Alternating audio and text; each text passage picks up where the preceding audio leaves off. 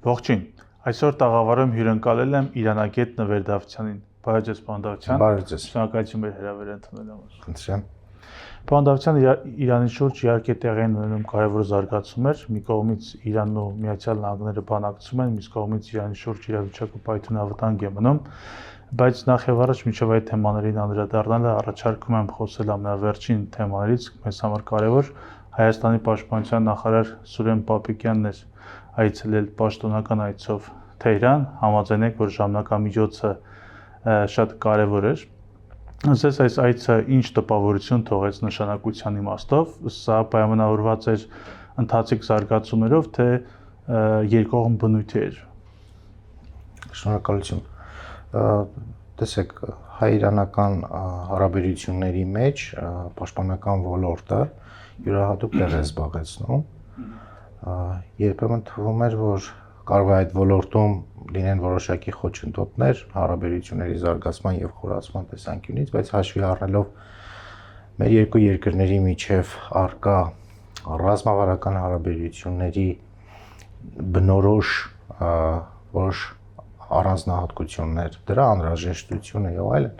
այս ոլորտում մեր համագործակցությունը նույնպես չափազանց կարևոր է։ Դա կարող է լինել ռազմատեխնիկական համագործակցության հետ կապված, կարող է լինել որոշակի լոգիստիկ խնդիրներ, հարցեր լուծելու հետ կապված, ինչպես օրինակ Հնդկաստանից որոշ սպառազինությունների փոխադրման հետ կապված, կարող է լինել, ենթադրում եմ, նաև ընդհանուր որոշ ծրագրերի մշակում հնարավոր զորավարժությունների անցկացման հետ կապված, կամ գուցե անգամ եղավ, այո, գուցե ավելի մասշտաբներով ավելի լայն եւ ընդգրկում։ Մյուսը, որ կարող է լինել, դա հնարավոր է վերաբերի համատեղ ինչ-որ արտադրությունների կազմակերպման, ինչպես գիտենք, Իրանում պաշտպանության նախարարությունը առավելապես թիկունքային մատակարարման, այսինքն խնդիրներ է գործառույթ է իրականացնում։ Եվ այս առումով պաշտպանության նախարարի հետ հանդիպումը ենթադրում է նաև այս ոլորտներում ինչ-որ համագործակցության ընդլայնման ինչ-որ հնարավորություններ։ Իսկ ինչ վերաբերում է գլխավոր շտաբի պետի հետ հանդիպմանը, սա կարող է արդեն վերաբերել բուն հնարավոր զորավարժությունների անցկացման թեմային։ Այնուամենայնիվ բխում է մեր դեռևս չփաստաթղթավորված, փաստաթղթային ձևակերպում չստացած, բայց ռազմավարական հարաբերությունների տրամաբանության մեջ է, դրանից է բխում։ Այս դրան է ուզում գալ եւ հարցնել հենց համապարփակ ռազմավարական գործընկերության փաստաթղթի մասին, որովհետեւ նույն նախագահ Փեզեշքյանի հանդիպանը հենց իրանական կողմը նախագահը Իրանի հենց այս փաստաթղթի կարևորության մասին նշեց։ Սա ինչ է իրենից ներկայացնում։ Համապարփակ կոմպոնենտներ է պարունակելու։ Դա կարող է իր մեջ եւ ենթակառուցվածքների ոլորտում համագործակցության, տնտեսական ոլորտում, առևտրի ոլորտում, դա կարող է վերաբերել նաեւ քանի որ ունեն ԵԱՏՄ-ի հետ ստորագրված համապատասխան փաստաթուղթ, դա կարող է որոշ առումներով կարգավորել ԵԱՏՄ-ի հետ համագործակցության շրջանակում ինչ-որ գործընթացներ դյուրացնելու տեսանկյունից։ Տարբեր նախագծեր կան, որոնք անհրաժեշտ են, կենսական նշանակություն ունեն երկկողմ հարաբերություններում եւ այդ առումով միաժամանակ հաշվի առնելով նաեւ մեր հարևանությունը երկու երկրների, մեր Իրանի միջոցով դեպի հարավ ելքի հնարավորությունը, բացառիկ հնարավորությունը, այս ամենի տեսանկյունից այս երկրի հետ, Իրանի հետ մեր հարաբերությունները ռազմավարական բնույթով փաստաթուղթ կլինի, չի լինի, մեր հարաբերությունները էությամբ այդպիսին են։ Այսինքն այդ փաստաթուղթը ի վերջո պաշտոնականացնելու է գործող հարաբերությունները։ Ընդհանուր իրավական ինքը հարթակ կարող է ապահովել, իրավական փաստաթղթավորված։ Կարող է նախանշել այն ոլորտները, որտեղ որ կարող ենք մենք համագործակցել։ Դարձյալ թեկուզ ռազմական կլինի, տնտեսական կլինի, առևտրային կլինի, քաղաքական խորհրդակցությունների կլինի, մշակութային բլոկը կարող է լինել, գիտական ոլորտը կարող է լինել, հա։ Ռուսաստանի հետ, երբ նմանատիպ ինչ-որ փաստաթուղթ երբ ստորագրվեց, համապարփակ ռազմավարական համագործակցության վերաբերյալ ընդհանուր դրույթները այնտեղ մշակվեցին, սահմանվեցին, որից հետո արդեն դրան հաջորդեց առանձին պայմանագրերի ստորագրումը գերատեսչությունների միջև, հա, գուցե այդպեսին կլինի, ընդհանրում։ Սա մեր տեսանկյունից ինչ է նշանակում, հաշվի առնելով, որ Հայաստանը, ինչպես նաև նշեցիք, նման ռազմավարական փաստաթղթեր ունի ոչ միայն Ռուսաստանի, այլև այլ երկրների հետ, դեպի Միացյալ Նահանգների հետ, սա որքանով է համապատասխանում մեր շահերին եւ մեր քաղաքականությունը, հա։ Տեսեք, Միացյալ Նահանգների հետ ստորագրված ռազմավարական համագործակցության մասին խորհրդի, այո, փաստաթղթում այնտեղ առաջին բաժնի 9-րդ կետը եւ երկրորդ բաժնի 5-րդ կետը դրանցով հնարավորություններ են ընձեռվում կամ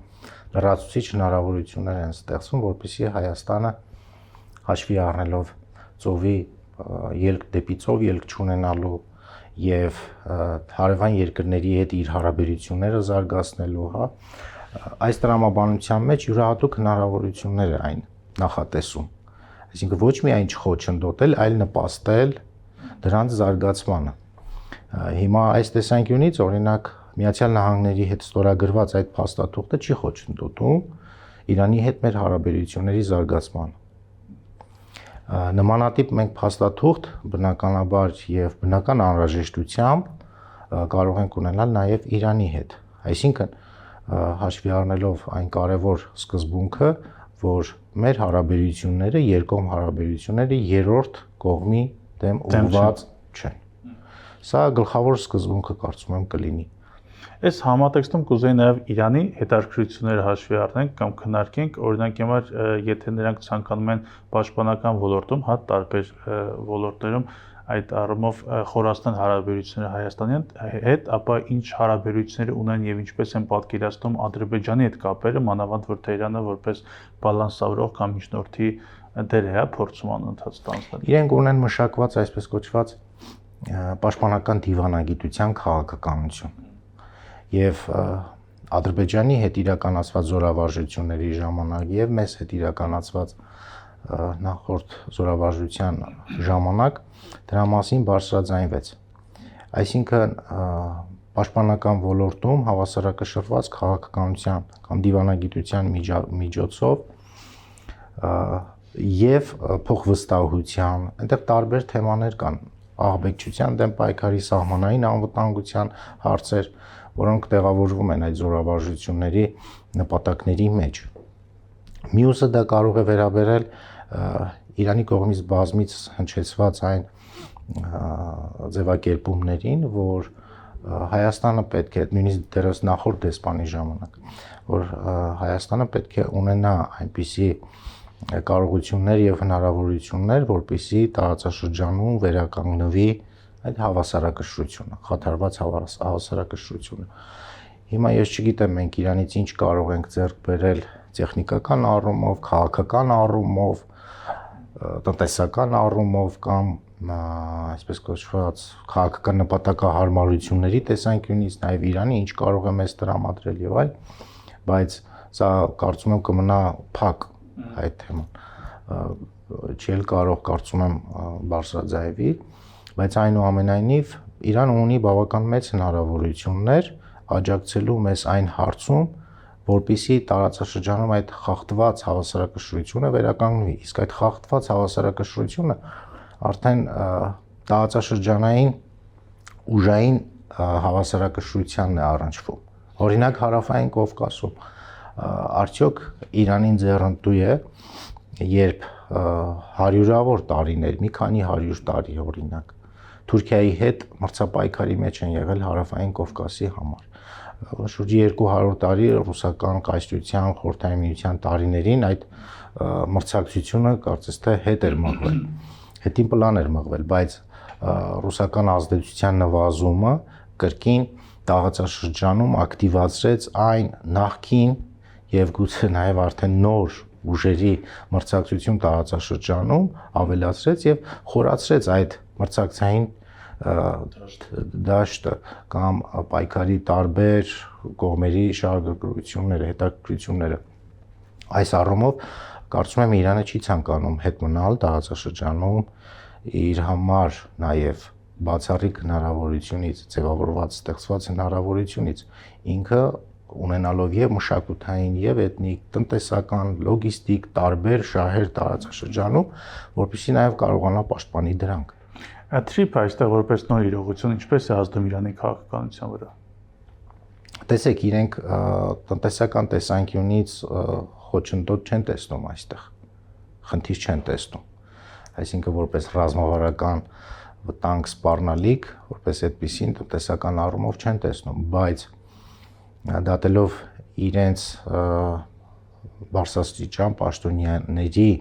ավելի պահպանողական կոշտ դիրքորոշում ունեցող թևի ներկայացուցիչների հայտարարություններից կարող ենք ասել, որ մտահոգություններ ունեն, որ այդ տնտեսական նշանակությունը կարող է վերածվել, փոխվել, տրանսֆորմացիայի ենթարկվել կամ շարժվել ու օգտագործվել քաղաքական նպատակներով։ Որոշակի ճնշումներ ենթադրելով նաև Հայաստանի վրա։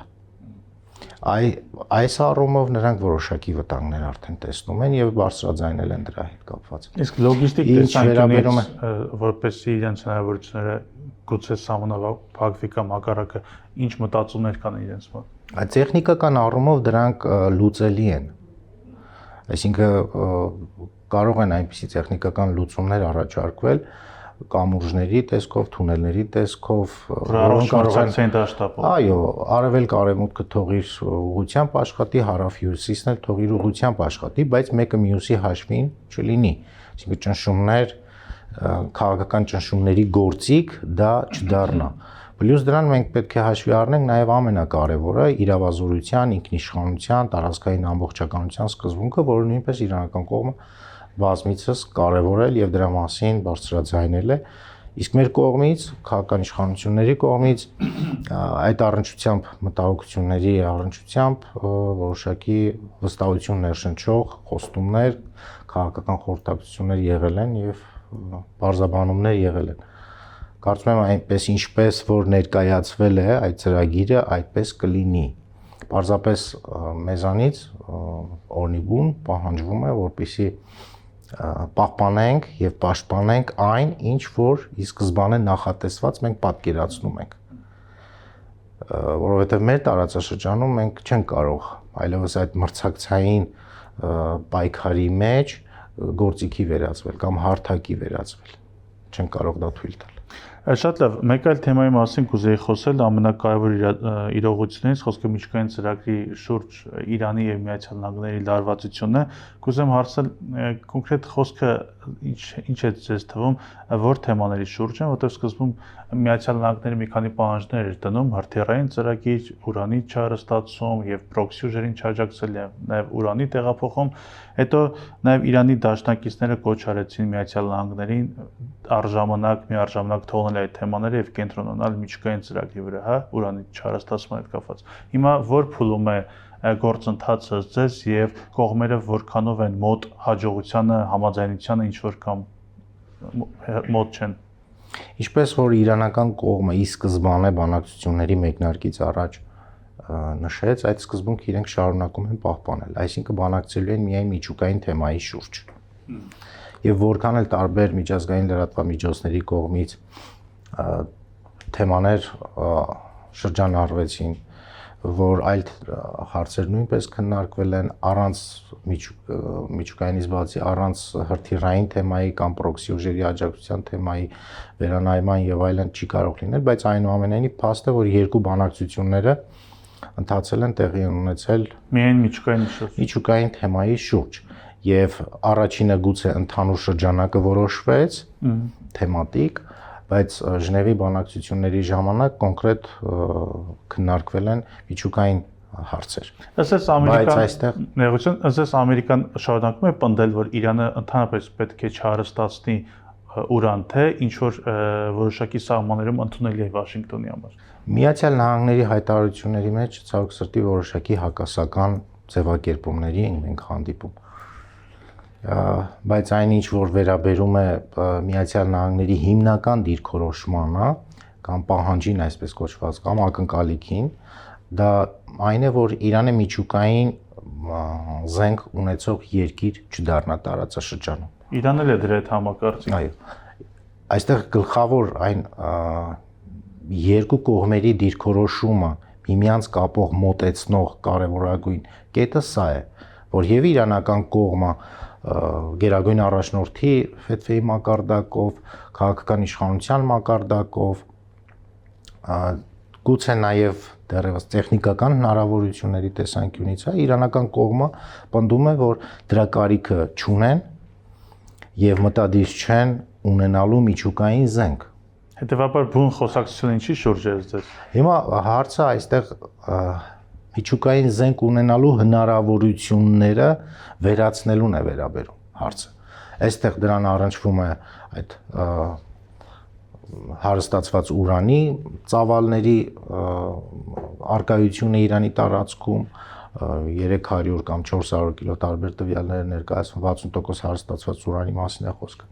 Պնդում էին, որ դա պետք է երկրից դուրս բերվի։ Նույնիսկ այս առումով որոշակի կարող են լուծումներ գտնել կողմերը, եթե քաղաքական կամք դրսևորվի, որովհետև Իրանի միջուկային վառելիքի մատակարար երկիրը Ռուսաստանն է հանդիսանում, եւ ռուսական կողմը իր պատրաստակամությունը հայտնել է այդ հարստացված ուրանը ընդունելու եւ ունի նաեւ տեխնիկական հնարավորություն դրանք նոսրացնելու։ Բայց Իրանը կարծեմ որոշ ժամանակ առաջ մերժել էր, չէ՞ նման հնարավորությունը։ Այո, բայց հաշվի առնելով այն, որ Ռոսատոմը եւ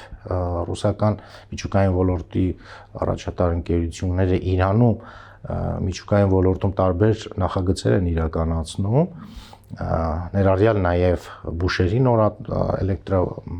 էներգաբլոկը եւ այլ նոր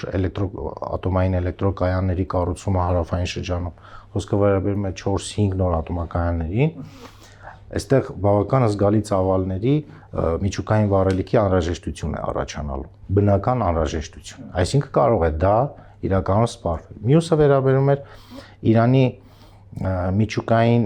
կամ ուրանի հարստացման ծրագրին, շարունակի թե չշարունակի կամ քանի տոկոս պետք է շարունակվի։ 2-ից 4% այն չափն է, որը օգտագործվում է միջուկային վառելիքի համար առհասարակ։ Եվ 3-6% դրա շուրջ խոսակցությունները տեղավորվում են այդ տրամաբանության մեջ, բայց ընդհանրապես այն պահանջը, որ Իրանը պետք է հրաժարվի իր միջուկային ծրագրից, սա արդեն կամ ուրանի հարստացման ծրագրերից, սա արդեն այլ խոսույթ է, այլ բան է ենթադրում ինչին Իրանը դեմ է արտահայտվել, չնայած շրջանառվեցին նաև տեղեկություններ, որ գուցե ժամանակավորապես դադարեցվի ուրանի հարստացումը, որից հետո այն մեկնարկի կամ շարունակի ցածր տոկոսով։ Այսինքն միջուկային թեմայի շուրջ բոլոր դիվանագիտական լուծումների հնարավորությունները կան, բայց կա քաղաքական կամքի ձևավորման առումով որոշակի խնդիր կապված Իսրայելի հետ, նրա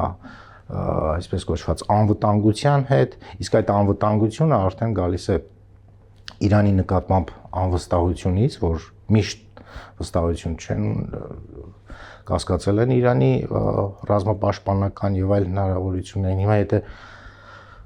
վերջին 30-40 տարիներին, ինչպես գիտենք, դեռևս 80-ական թվականներից Իսրայելը պնդել է, որ մի քանի շաբաթ հետո Իրանը պատրաստ է միջուկային ռումբ ունենալ, ստեղծել։ Այսինքն այդ պնդումները, եթե իրականությանը համապատասխան լինեին,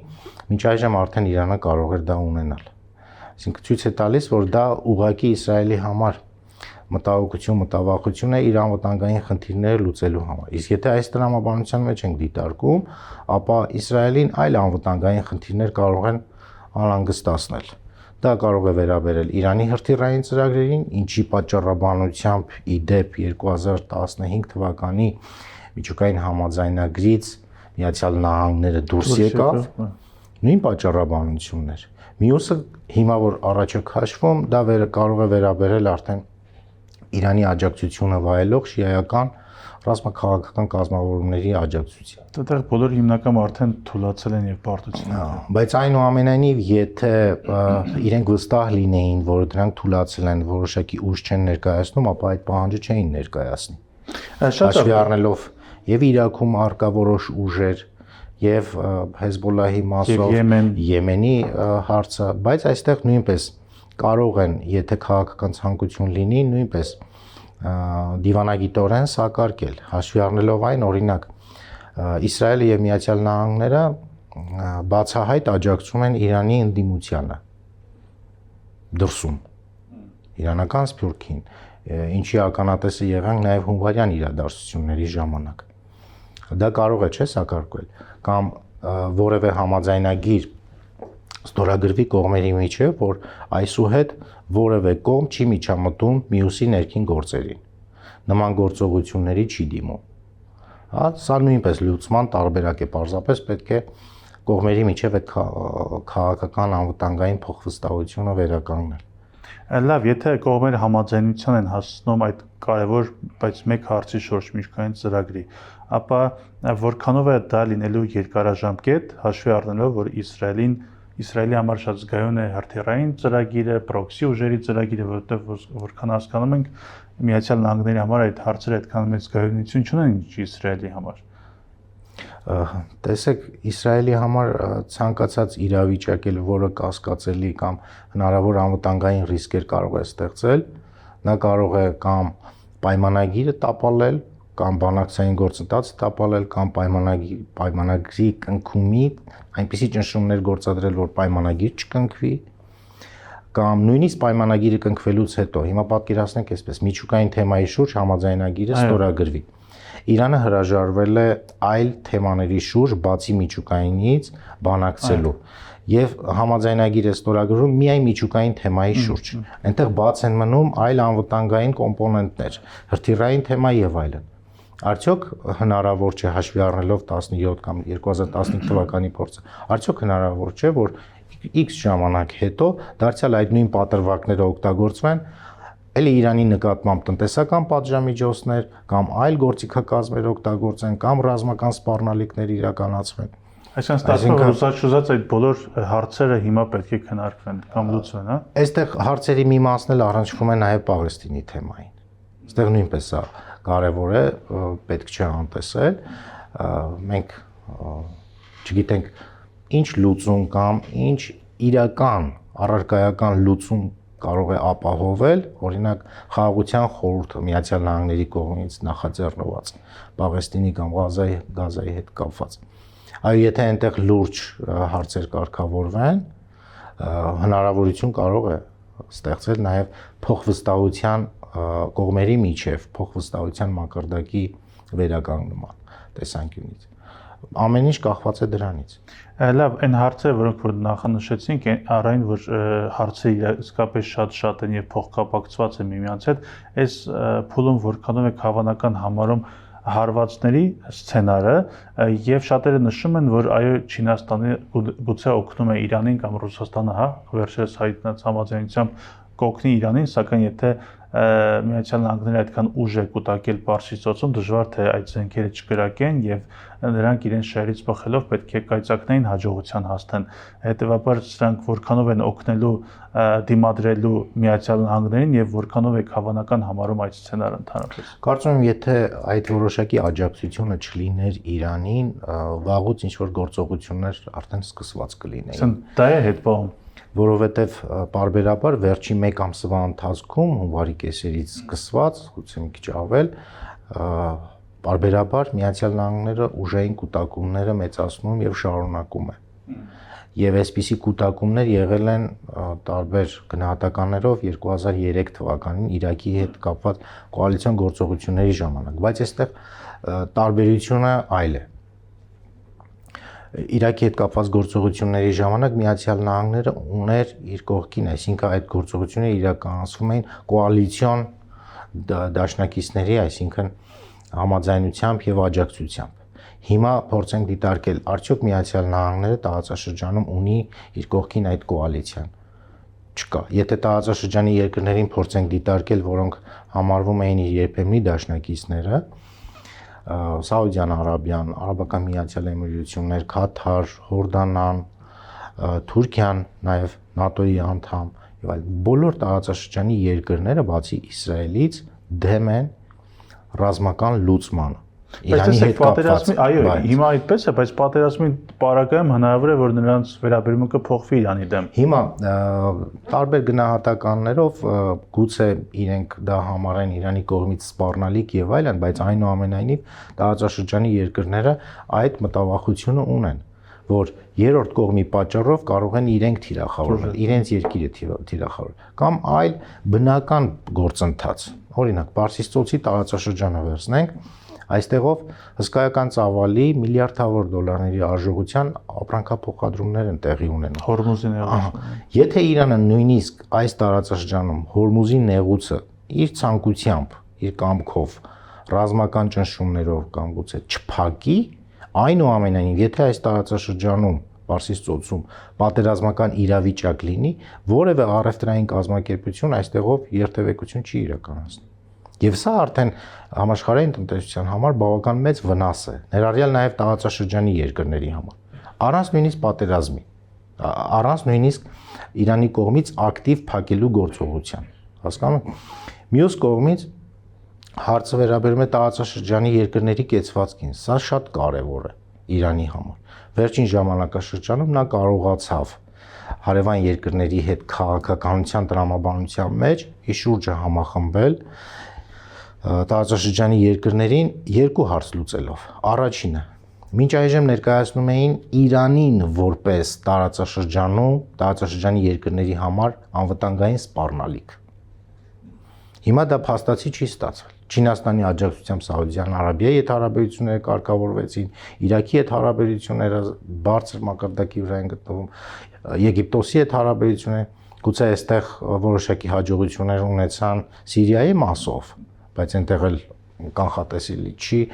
մինչև վերջ ինչ զարգացումներ տեղի կունենան։ Եվ վերջում կուզեի, եթե կար շատ է նաև հունվարից խոսում, որ Միացյալ Նահանգների նպատակներից մեկը Իրանում իշխանափոխություն անելն է։ Դուք տեսնում եք, որ Միացյալ Նահանգների օրակարգում քաղաքականություն այդ հարցը օրակարգային է, թե ամեն ինչ կախված է բանակցություններից։ Միայն բանակցություններով չի, նաև հնարավորություններով է պայմանավորված սա։ Եվ նաև դրանից զատ երկու կամ գուցե ավելի մի քանի գործոններ։ Հիմա իշխանափոխության պարագայում Միացյալ Նահանգներում ում պետք է պատկերացնեն Իրանում իշխանության։ Ինչ որ առումով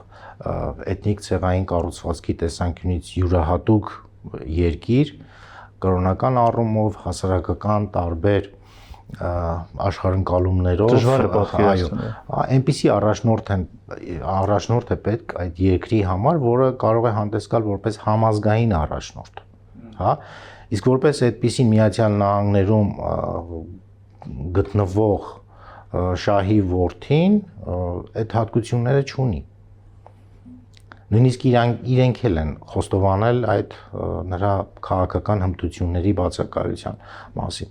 Մյուս տեխնացուն կարող է դիտարկվել այս հարցում էլ օրինակ Սփյուռքի մեջ, իրանական Սփյուռքի մեջ, որը անվանապես է Սփյուռք, բայց կայացած չէ։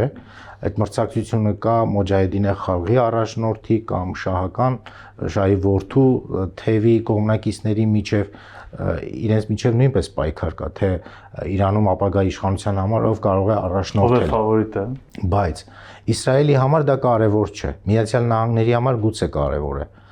Հավաքական պահել Իրանը, որպեսզի այն տնտեսական ակնկալիքները, որ ունի այդ երկրից, անկախտելի կերպով այդ երկրից կարողանա կորզել եւ ստանալ։ Բայց Իսրայելի համար դա չի կարևոր։ Իսրայելի համար կարևորն այն է, որ տարածաշրջանում որևէ մեծ տերություն չլինի, որը կարող է երբեմն իր համար անվտանգային սպառնալիքներ ստեղծել։ Ուստի պատահական չէ, որ ավելի շատ Իսրայելն է աջակցում եւ շահագրգռված է այդ գործընթացներում։ Այստեղ էլ Իսրայելի եւ Միացյալ Նահանգների որոշակի այո կա։ Ինչպես հրթիռային ծրագրում։ Շնորհակալություն զրույցի համար։ Խնդրեմ։ Հարգելի հետևորդներ, հիշեցնեմ, որ զրուցում էի իրանագետ Նվեր Դավթյանի հետ։ Շնորհակալություն, կհանդիպենք։